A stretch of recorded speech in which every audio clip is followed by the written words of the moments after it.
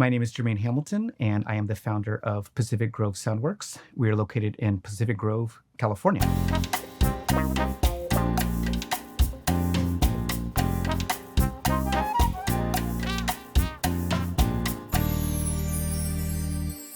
We are a full-service audio production facility. We offer recording, Dolby Atmos, mixing, mastering. I myself have been in audio production for 14 years. I got my start in recording at the Music Annex, located in Miller Park, California, and also Jingletown Studios, which is a recording studio in Oakland, where Green Day used to record. After that, I moved to Southern California. I went to a recording project school called Citrus College, located in Glendora, California. I worked with the Recording Academy as well on Sunset. I used to work at their headquarters. I assisted the Grammys for that year. And then after that, I went and worked at the Village for a little bit. Then I got a opportunity to work at Nightbird Studios, which is on the Sunset Strip. Back to San Francisco, California, got the opportunity to go work at Hyde Street Studios, and there I worked with Nathan Winters. He was the main engineer at the time. We worked with George Clinton and Fishbone. We had access to the Neve console in Studio A, and cut my teeth doing analog mixing and recording there.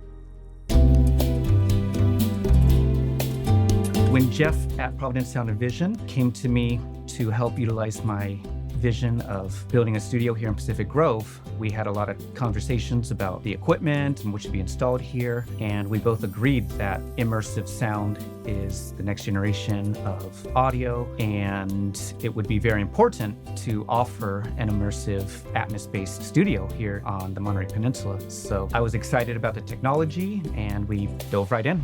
I'm Thomas O'Connor from Providence Sound and Vision.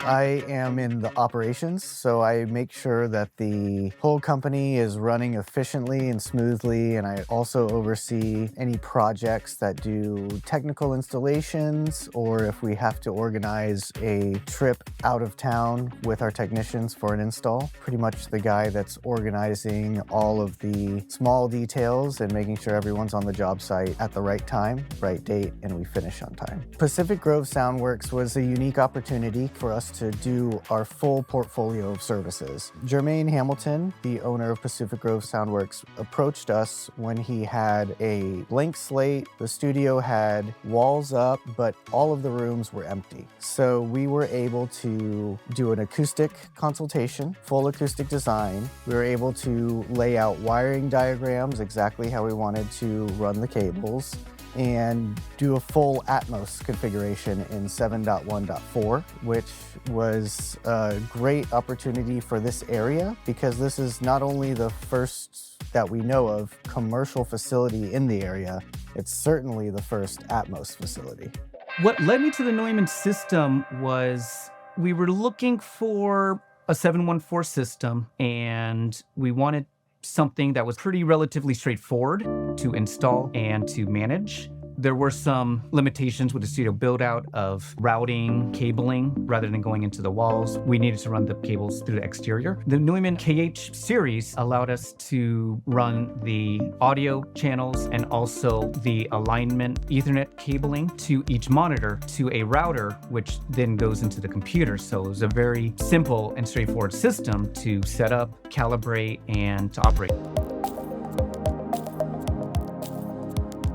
DARDT is essentially giant Excel formula that Dolby had engineers design. It's got specs for speakers that are all certified by Dolby, and it has all of the Neumann KH series monitors in them, and it's a tool used to make sure that you're getting the right distance from the listening position and SPL levels out of each speaker so that you are getting the optimal reference at the mix position. The DARDT will allow you to not only get the SPL levels based on distance, but also the angles. So if you angle the speakers differently within a few degrees, you'll get a different SPL measurement prediction in the listening position. And then you'll always want to reference that with your measurement microphone and make sure that everything is not only as the prediction is in the DARDT, but also in the physical space, translating exactly how you want it to. The location of the doors, we had to move the speakers closer to the listening position, but also adjust the angles so that the speakers wouldn't be playing back too loud since they're closer to the listening position now, and also adjust the levels in the tuning and calibration with the Neumann software. For the mounting options for this room, which we recommend in most rooms, is the Precision by Triad Orbit mounting brackets. Those offer not only a universal functionality for most speakers, but the ease of installation is such that you can mount the plate to the wall, the bracket to the speaker, and then the bracket slides into the plate, which when you're mounting the bracket, you can line it up, get a laser measure around the room, make sure everything's level. You can make sure everything is aligned properly with just the bracket, and you're not having to mount a whole piece of metal that has different arms and different reciprocating pieces that get in the way of aligning everything perfectly. So that was a huge help for us choosing the Precision by Triad Orbit so that we could mount the plates on the walls, brackets on the speakers, and then slide everything into the plate. And it works perfectly with the Neumann KH series monitors. We have 7 surround monitors, 4 ceilings, 4 LCR, 4 rear left-right surrounds. And then we have a subwoofer channel, which is the KH750. We have 3 KH150s, 4 KH120s, 4 height KH120s. I own several Neumann microphones, the U87 AI, the newer M49V, and in the past I've used the KM84s. So Neumann definitely is a legacy brand, and I think whenever if someone mentions Neumann, you know that it's going to be a reliable product, and you know it's going to be engineered and built very well. Well refined, detailed, and they will be able to handle the type of music that I do, which is pretty vast. Classical to jazz to contemporary music and everywhere in between. And the Neumanns are definitely able to handle multiple genres and whatever you put at it.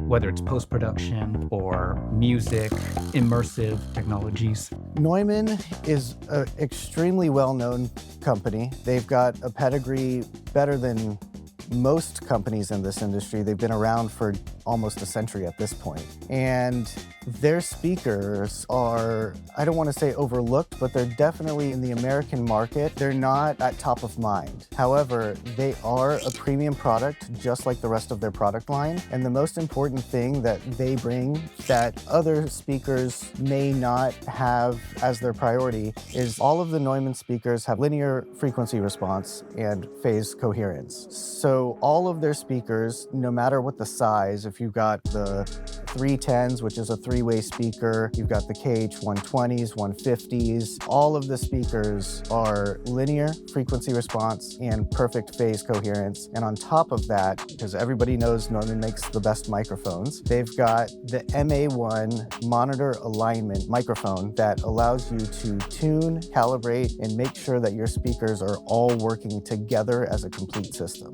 We finished setting up acoustics and other type of construction for the studio. And then we ran the MA1 alignment software with the MA1 microphone. The MA1 microphone, it stands for Monitor Alignment 1. It's one microphone that's intended and designed to work with all of the Neumann speaker lineup. It knows exactly what the drivers are doing, how to measure that and capture to the Neumann software so that the whole Neumann ecosystem works together efficiently and has years, if not decades, of research and development going into these as an entire product family that's designed to work together. So the MA1, it takes a number of measurements, and essentially you set the mic in the listening position. The software will tell you step by step what you need to do, whether it's not getting enough signal, if you need to turn the preamp gain higher, and it also has you move the microphone up and down so that it accounts for a larger sweet spot, and it's not just this pinpointed sweet spot. It kind of gives a little bit of an area for you to do your calculations so that you make sure that all of the speakers are hitting this area in the mix position. With manual tuning, you would have to move the microphone all around the room, use softwares like Room EQ Wizard, and then all that does is it essentially gives you measurements. So it doesn't actually process anything into your system. It tells you essentially a list of data that you will then have to manually program into any EQ that you have and hope that the bands of your EQ match up with the data that the software has given you so that you can manually tune your speakers to the right spec. But with Neumann's software, the MA1 microphone,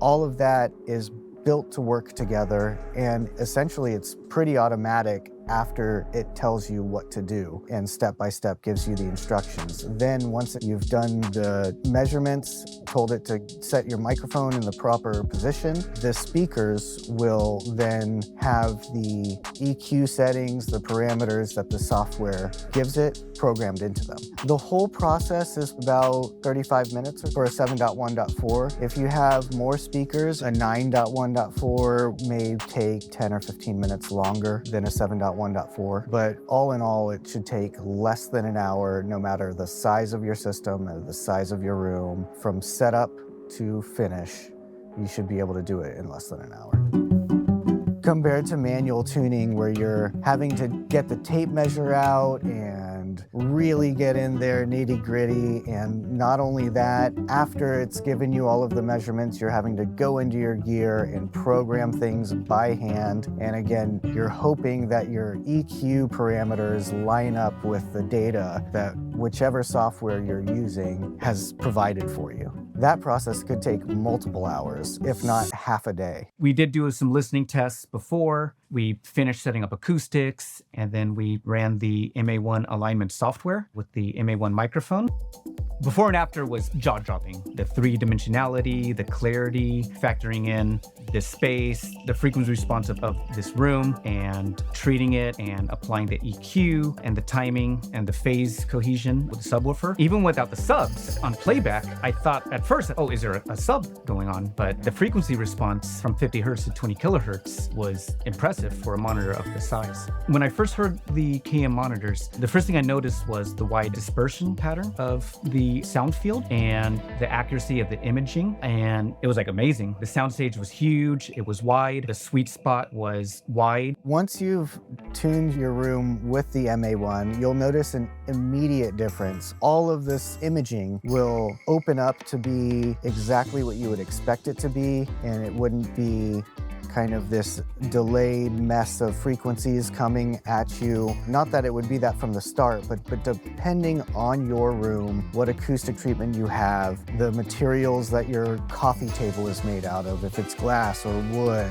or if you have no coffee table or your floors are carpeted or not carpeted. All of these things will have an effect on your initial starting point.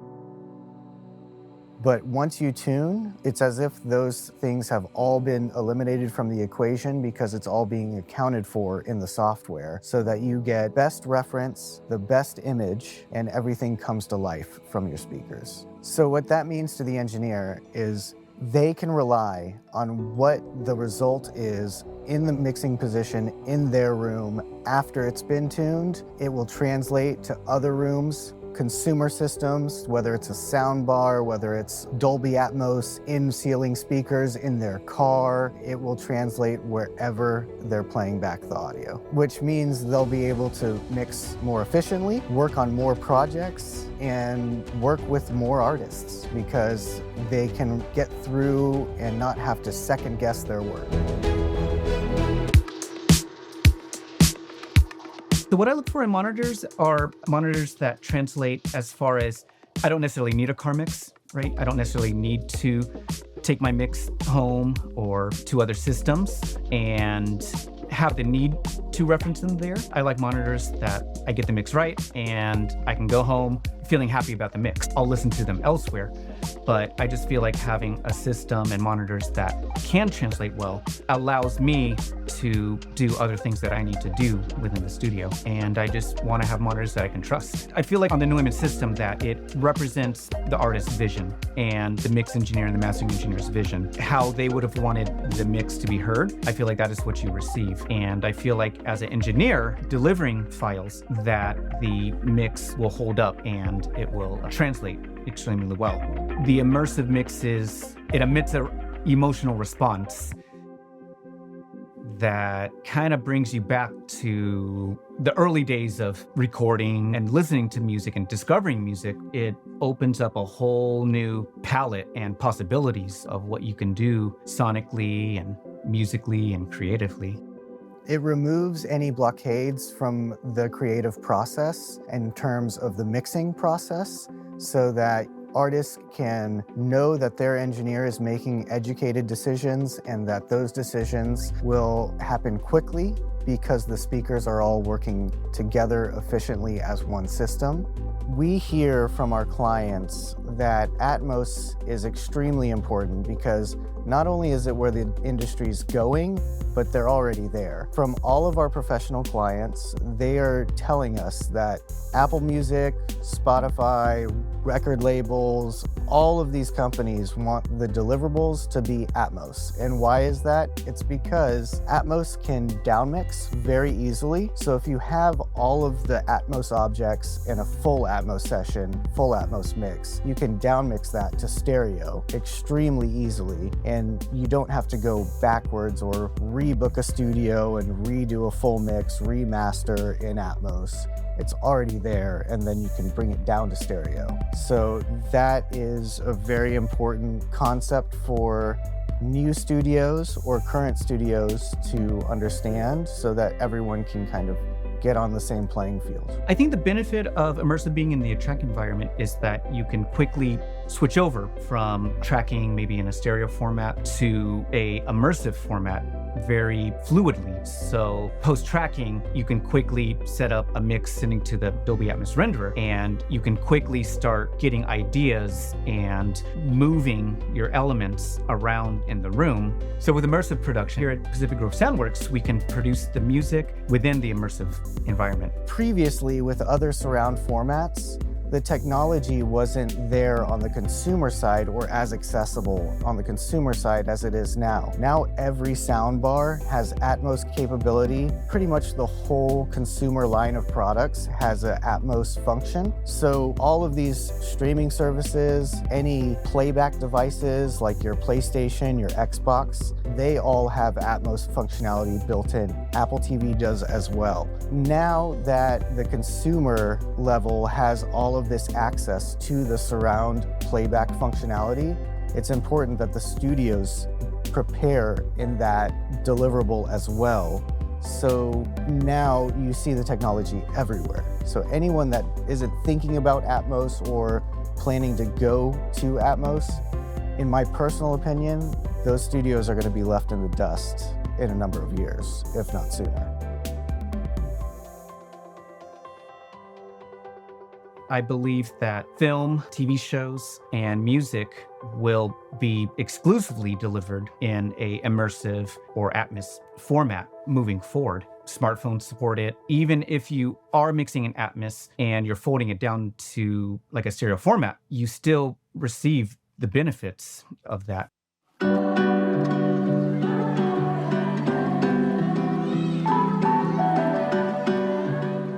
I think we've just scratched the surface of what immersive audio can do and be, and I just feel like whatever future technology is out there, maybe beyond the smartphone, whatever the next media immersive application it is, virtual reality, augmented reality, immersive audio will be a part of that suite of technologies. I think understanding it now will definitely benefit the future.